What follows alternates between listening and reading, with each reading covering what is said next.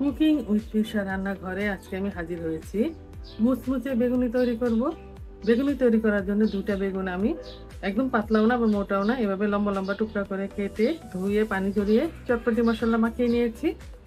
ছোলার বেসন, কর্নফ্লাওয়ার, ভাজা ধনিয়া গুঁড়া, ভাজা জিরা গুঁড়া, চটপটি মশলা, হলুদের গুঁড়া, আদা রসুন বাটা নিয়ে নিয়েছি। আর নিয়ে নিয়েছি বেকিং সোডা। এবার প্রথমে আমি বেসনটা গুলে দেখাবো। আমি এখানে 2 কাপের মতো ছোলার বেসন নিয়ে নিয়েছি। প্রথমে দিয়ে দেব স্বাদ মতো লবণ,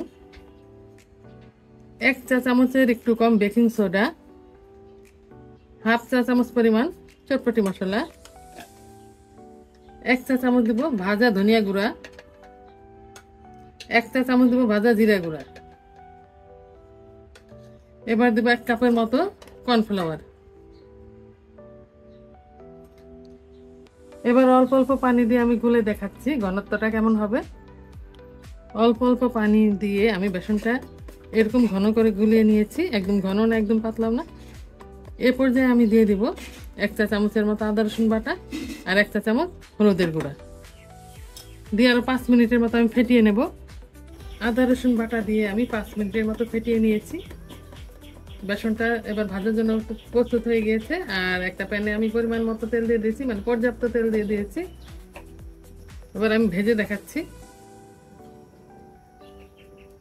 একটা একটা পিস দিব, বেসনে ডুবিয়ে ডুবিয়ে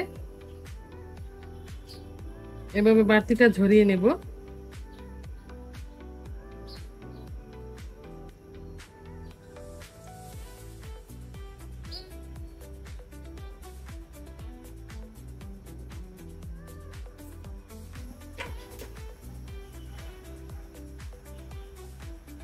গাদাগাদি করে ভাজা যাবে না।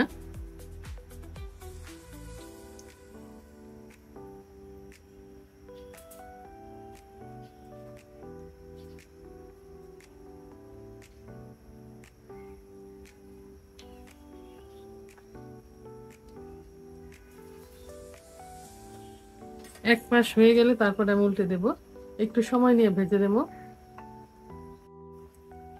চুলার আঁচটা মিডিয়ামে রেখে আমি উল্টে পাল্টে 3 মিনিটের মতো ভেজে নিয়েছি। বেগুনি ভাজা হয়ে গিয়েছে, এবার আমি উঠিয়ে নেব।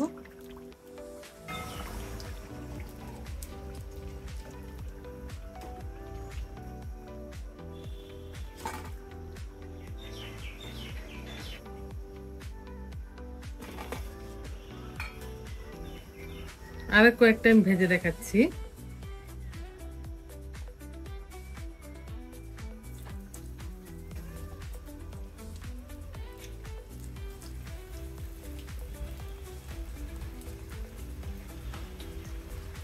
এভাবে আমি সবগুলো ভেজে নেব।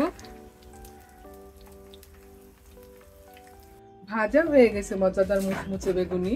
বিকেলের নাস্তায় টমেটো সস দিয়ে এই বেগুনিটা খেতে ভালো লাগবে। আজ এ পর্যন্তই। আগামী দিন নতুন কোনো রেসিপি নিয়ে আবার আমরা আপনাদের সামনে আসবো। আল্লাহ হাফেজ।